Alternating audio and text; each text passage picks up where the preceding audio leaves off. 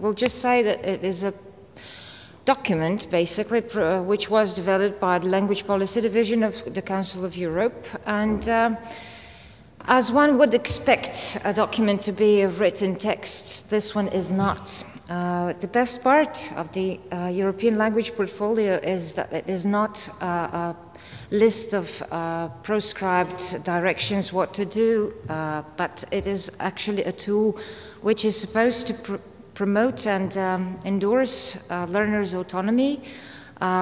And by doing that, actually, it promotes plurilingualism and intercultural awareness and also intercultural competence. So, what is an ELP? It is a property of the learner, so it is a document that learners build themselves, and it actually honors the fact that the learning experience is deeply personal. So it is not a thing that comes from outside, it is something that each of us has to experience for themselves. And especially when learning a language is concerned, it is even more personal, because there are many languages that we come into contact with, and ELP's function is actually to formulate or shape such experience, and to be able, for the person who does actually use it, for them to be able to be aware of the fact that the language is happening, or the language learning is happening.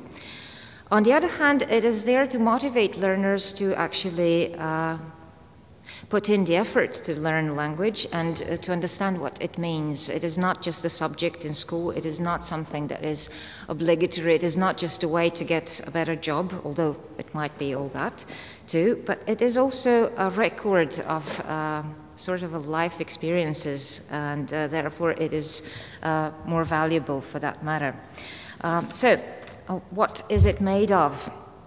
It is a complex instrument of self-assessment. So it is a sort of a notebook that everybody has to fill for themselves. The main aim is to empower the learner to present their own achievements, something that you can either show people who might be interested in job interviews, applications for study grants, or if you go around Europe to show your skills and your knowledge, or it could be something to track what's going on in the process of learning. It is based on the Common European Reference Framework for Languages, and it starts, of course, with A1 level and ends with a C2 level. And it allows the student or the learner to actually does a self-assessment. So it is not a pack of tests. It will not tell you where you are. You should know yourself. It will just help you to find out where you are at the moment.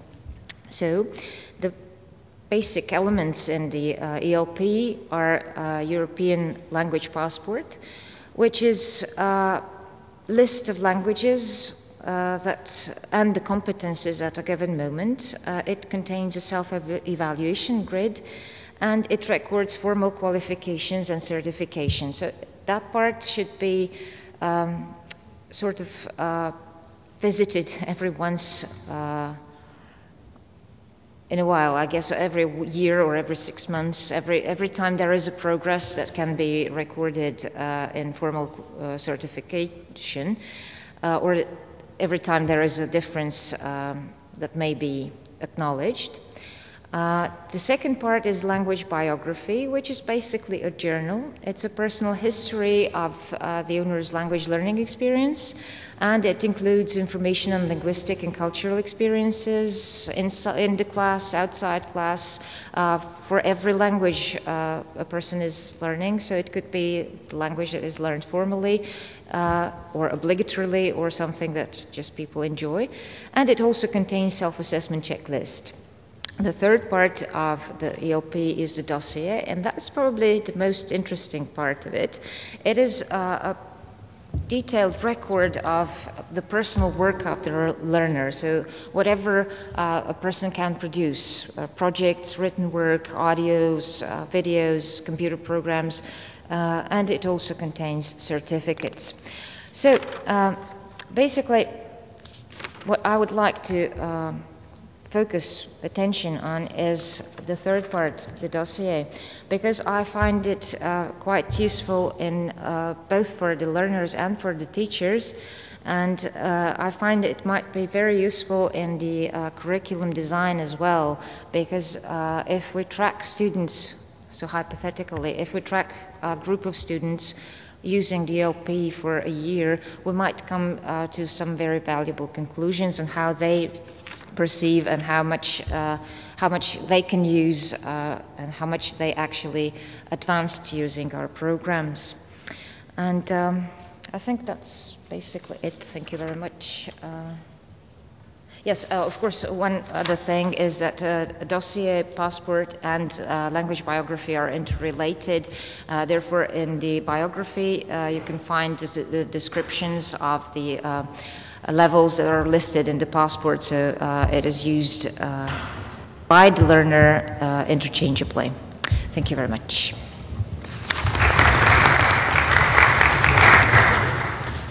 Najlepše hvala koleginici Mirni Radin Sabadoš na ovom predstavljanju Evropskog jezičkog portfolija.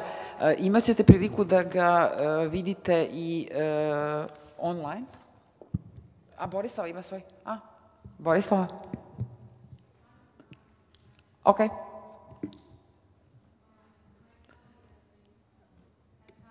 Mikrofon. Aha, okay. Thank you. My colleague has covered the most important aspects of European language portfolio. I would just like to stress that it is also specifically important because it fosters responsibility of language learner for his own learning, and as such it's a powerful motivating tool. So we hope that it will be further promoted by the Ministry of Education, as it should be freely available to all language learners in higher education. Thank you. That's the main point. Thank you. Yeah.